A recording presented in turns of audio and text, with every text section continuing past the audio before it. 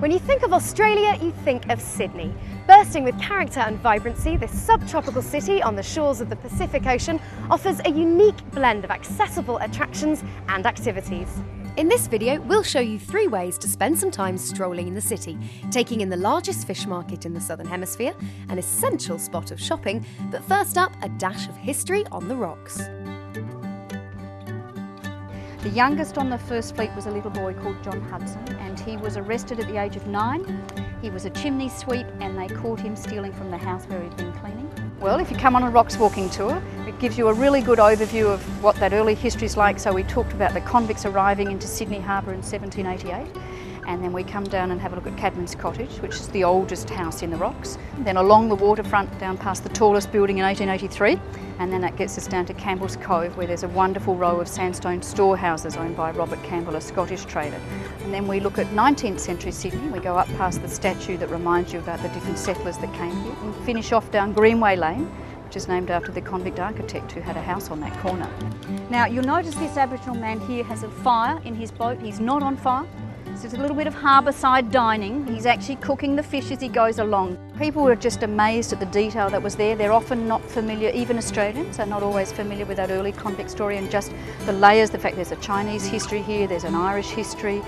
This is the place where everyone came to start with, and they just like the layers of history. Yes, it's easy to overlook the history and heritage of a city, but a guided tour like this really helps bring the past to life. And if it's the past that interests you, then how about some vintage finds like these?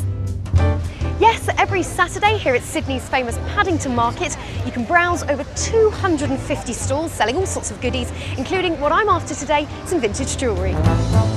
Paddington Markets is a market that has been established in Sydney for 35 years. The types of stalls that you can find are various forms of art, people that make their own jewellery as an art form. You can also get second-hand clothing, brand new clothing by young up-and-coming designers. So you can get anything from brand new to very old. The market takes place every Saturday in the grounds of a wonderful sandstone church on fashionable Oxford Street, which is very much the spiritual home of Sydney's cafe culture. Well, I've been looking for some unusual jewellery, and this is gorgeous. They're made out of antique brass buttons, so I think I've found what I'm after. That's lovely, I'll take it, thank you. Thanks. Paddington Market's had a lot of young up-and-coming Australian designers. Studebaker Hawke started their career in Paddington Markets. It seems to be a launching pad for young designers. A lot of local residents come to the market every Saturday. A lot of well-known Sydney identities travel here too. So you can actually mingle with people from Sydney and also from overseas. So it's quite a diverse market to come to. So there we go, I found a necklace that I like, and I've got presents for the family sorted as well. Now this may not be the most glamorous outfit I've worn in Sydney, however there is a good reason for it. I'm at the Sydney Fish Market and I'm about to take a behind-the-scenes tour. The behind-the-scenes tour does kick off quite early, but is well worth it to digest the ultimate seafood experience, combining the vibrancy of an authentic fisherman's market with the drama of a working fishing port. So what's exactly going on here? It looks like the stock market. It does. We're a 5-day-a-week wholesale seafood operation. So this is a seafood auction. This is called a reverse auction. So the price starts at $3 above what is considered to be market value for a species of seafood. And then the successful bidder is found when the first of those buyers presses the bid button. If their name flashes up on screen, they have a couple of seconds to designate how many kilos of the species they want to buy, Right, okay. and then away they go and the seafood is purchased.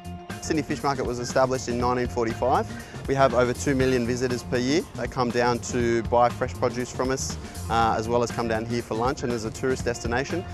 We have 18 retailers down here, 7 of which are seafood retailers.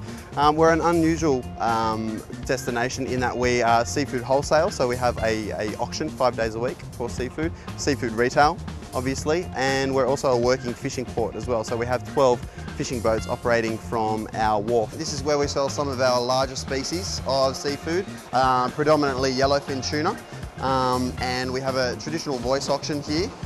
which is quite dynamic. Yeah. And the reason why we sell these type of species via traditional voice auction is buyers of this premium product want to get up very close and personal to the product. They want to see the quality of the meat. Now obviously, looking at them, they're a lot bigger than I did imagine tuna to be. They must be pretty dangerous to catch. They are. They're actually, what's interesting about how they're caught is they're line caught.